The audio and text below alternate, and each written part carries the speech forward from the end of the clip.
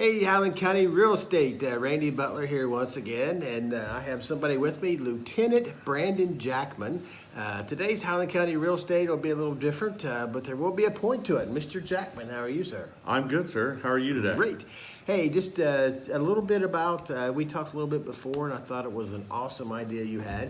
Just kind of tell a little bit about what you do and who you are. My name is Brandon Jackman. I am the Public Information Officer for Paint Creek Joint EMS and Fire District. We cover 330 square miles of Highland County. So Wow. If you live anywhere in Highland County, you're probably in our district. You can drive from Greenfield through Hillsborough, clear down to the Adams County line and never leave our fire district. Wow, that's a big district. It is a very big district. We cover it with 3 stations.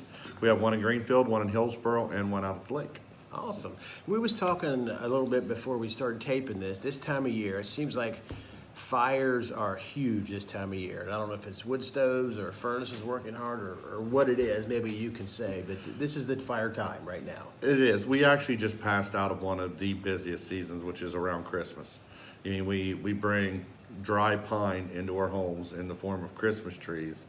Makes so much sense. Life gets busy. We forget to water them, so on and so forth. And pine is a excellent kindling when it's dry. So I mean, other than that, any time of the year. This time of year is especially bad with carbon monoxide. We run ads at the local movie theater, stuff along those lines, of the hazards of carbon monoxide. I mean, if you've got any kind of gas appliance in your home, you need to protect from carbon monoxide. I mean, it's odorless, it's invisible, you can't smell it, you can't taste it, but it will kill you.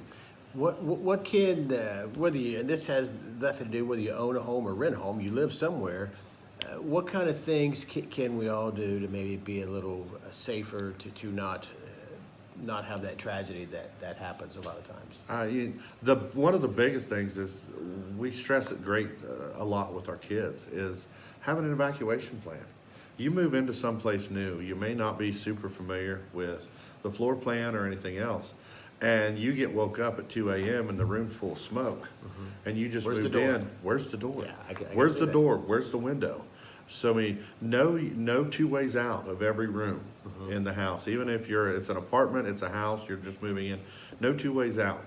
Have at least, at a minimum, 1 smoke detector per level of the home, and that level includes the basement and the attic.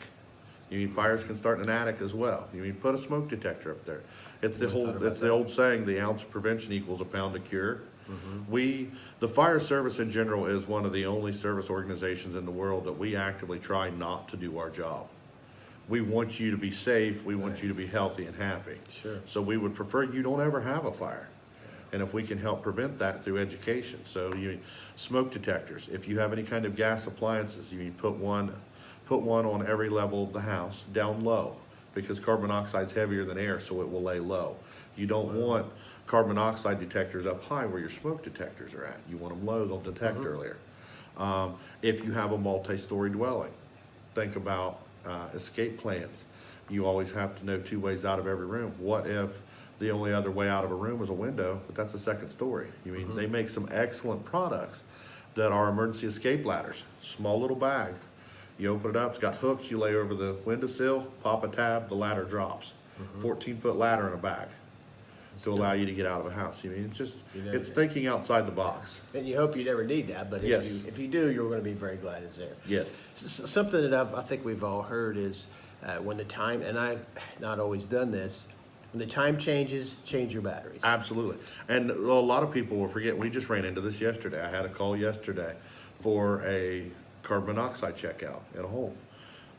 The detector was beeping, and it wasn't alarming, it was just beeping, which indicates the battery's dead.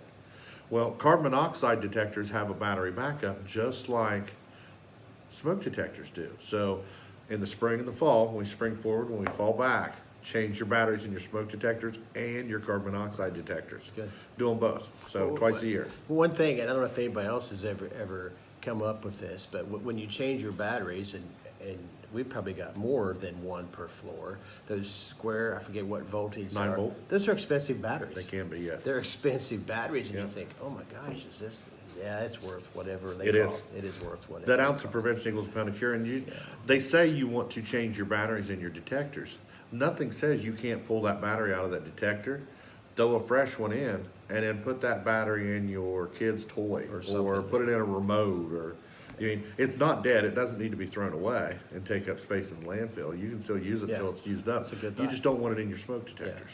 Good thought. So you don't want that smoke detector dying at 2 a.m. Good thought. Well, guys, Highland County Real Estate is a little different. Anybody that lives in a home, which is probably anybody that's watching this, we all live somewhere. Hopefully this has been helpful, because you don't want to see this guy come to your house. You don't want to see this guy. Yeah, and something else I'll add in, Randy, Paint Creek as a service too. If you live in our district, you can call any of our fire stations. You can reach our station by calling 981-3394. If you live in our response district, we will give you smoke detectors for your home for free. Oh, wow. So call us, tell us how many you need, stop in. There's a form we fill out just so we can, for our purposes to track, because we get the smoke detectors donated to us as well. So, but then we just pass that on as a free service Wow, to that's residents. amazing. I didn't know that. Yeah, so you can get free smoke detectors from the fire Awesome. department. Free smoke detectors by a simple phone call. Thanks for watching this video. I hope it was helpful in some way or another. Have a great day. Thank you, Brandon. Yes, sir. Be safe.